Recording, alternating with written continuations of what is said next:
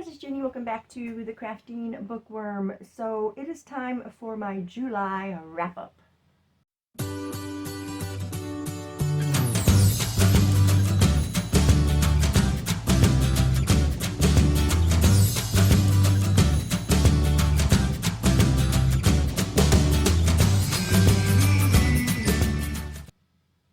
Okay, welcome back, you guys. If you're new, welcome. I appreciate you guys being here.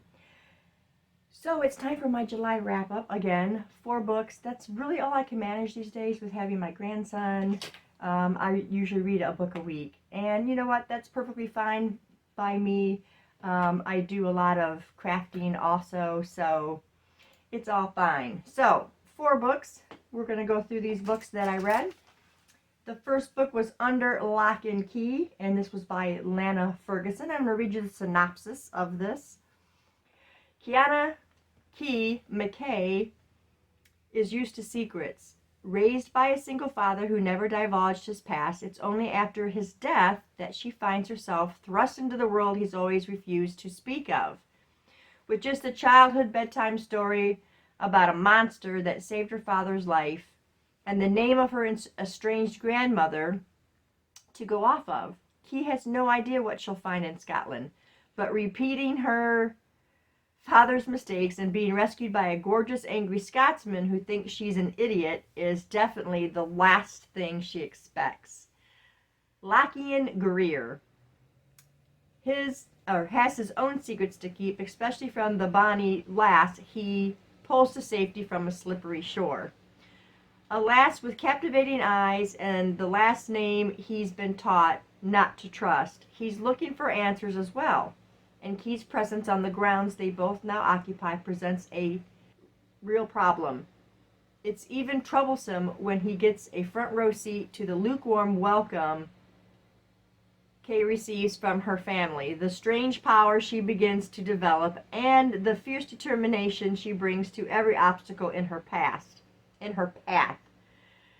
Things he shouldn't care about, and someone he definitely doesn't find wildly attractive. When their secrets collide, it becomes clear that Lachlan could hold the answers Kiana is after, and that she might also be the key to uncovering his. Up against time, mystery, and centuries-old curse, they'll quickly discover the magic might not only be in fairy tales, and that love can be a real Loch Ness. Okay, so this book to me, it started out really cute. I was really enjoying it, and then there was just elements added to the story that just kind of, I don't know, turned me off of the story.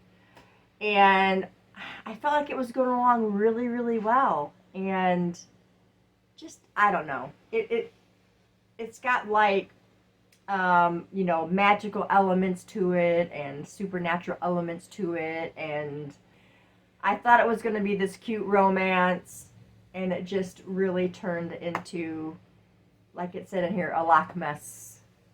So like I said, I rated it 3 stars, which is probably a little high for what my thoughts were of it, but like I said, I did enjoy it as I started it, and then it just went way out in Southfield, it felt like. So there was that one, Under Lock and Key by Lana Ferguson.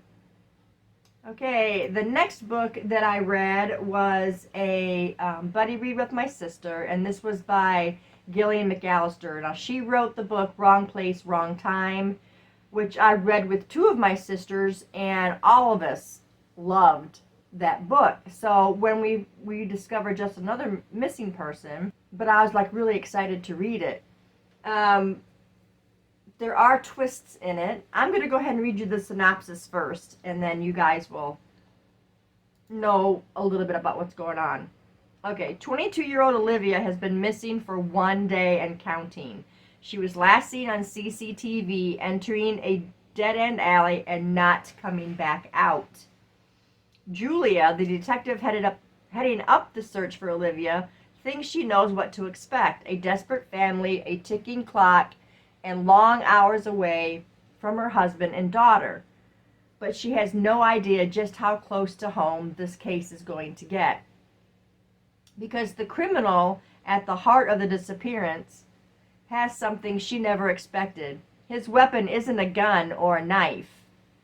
It's a secret, her worst one, and her family's safety depends on one thing. Julia must not find out what happened to Olivia and must frame somebody else for the murder. If you find her, you will lose everything. What would you do? So,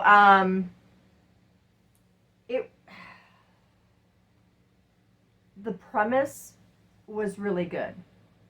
The thrillerish aspects weren't quite like when we read Wrong Place, Wrong Time.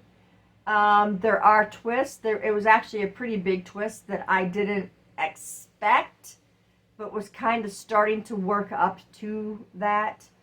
I really liked Julia. I think she was a good detective, but I hated her play in the investigation. I didn't care for that. And also, this footage they're talking about from the CCTV just didn't make sense. So I just kind of felt like it could have been a much better written, more thrills. And I just didn't really get that. Like I said, I rated it 3.5 stars because it did start out to be great. And again, it just kind of didn't go in the direction that I wanted it to go. Okay, the next book that I read was The Orphanage by the Lake, and this is by Daniel G. Miller. Let me read the synopsis for you on this one. Okay, it says, an orphanage full of secrets. Hazel wants a new life. She's 30 years old, single, and her private investigation business is months away from folding.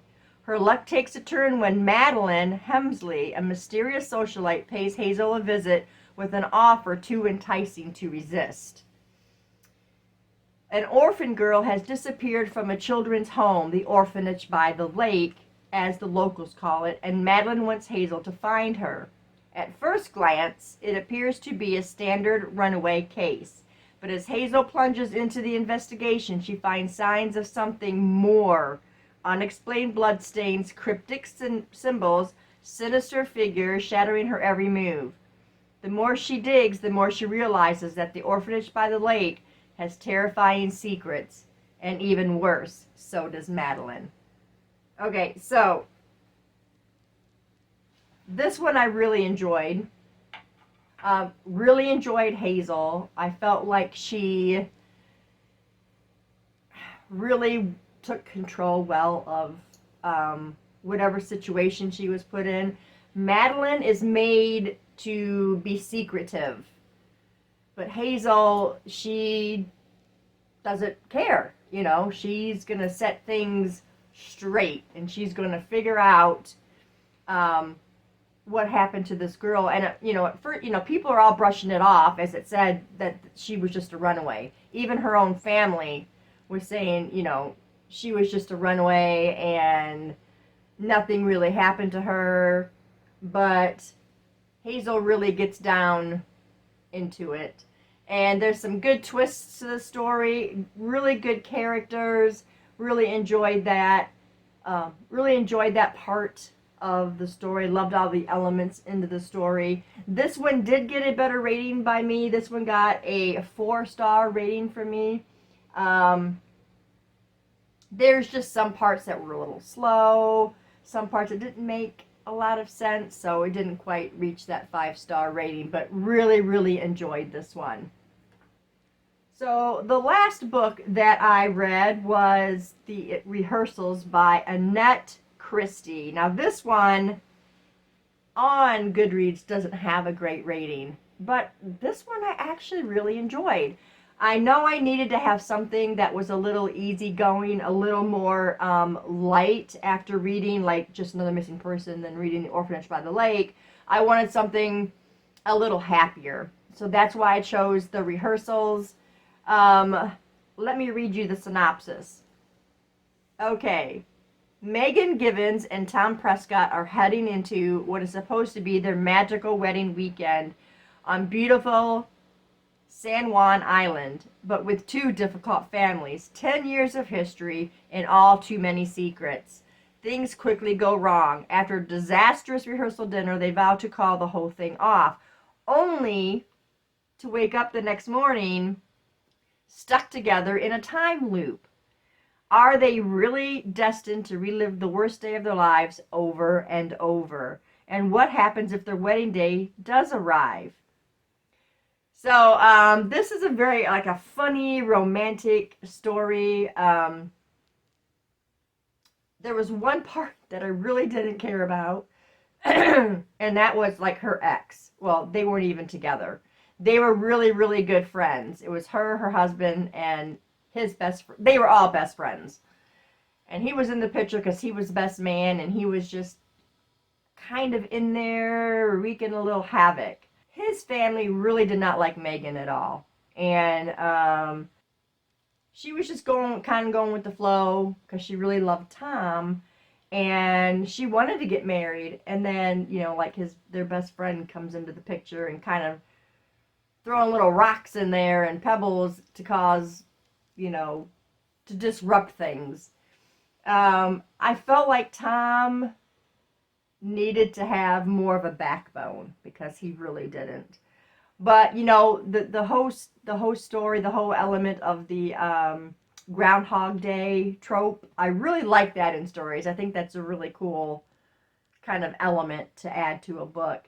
And the only thing different about this is Megan and Tom are both in this loop and not just one. So it's harder for one to fix something. You know what I mean? Like, if Megan and Tom, you know, say they're together and he says something he shouldn't have said. Well, if she's in the loop with them, he can't cover that up, if I'm making any sense, because they were both stuck in the loop. But anyway, I really, really enjoyed this one. I ended up rating this one 4 stars, even though it was like a 3.32. I really did enjoy this one, and I think I enjoyed it really because it was much lighter than the books before. And I think I really needed that to end the month of July off. And I didn't think I was going to get 4 books, because if you remember, I was on vacation for a week, didn't even pick up a book to read. I tried. I'm surrounded by 4 sisters, and so it was kind of hard to just, like, sit down and read. But, you know, we did get my other sister back into reading because she's a reader. We got her back into the loop. And my other sister was she gets kind of slumpy in the summer because, you know, she's got all of her grandkids. And so she's reading again. And it was just really fun. And we got, you know, all this stuff going on. So hard to read, but I did still manage 4 books. So that's it. Those are the 4 books that I read for July. If you've read any of these books, let me know what your thoughts were on them down in the comments, because I'd really like to know. So that's all I've got for you guys today. Also, you can let me know what you read in July. I'd like to know that too. But I thank you guys for staying tuned, and I'll see you in the next video. Bye.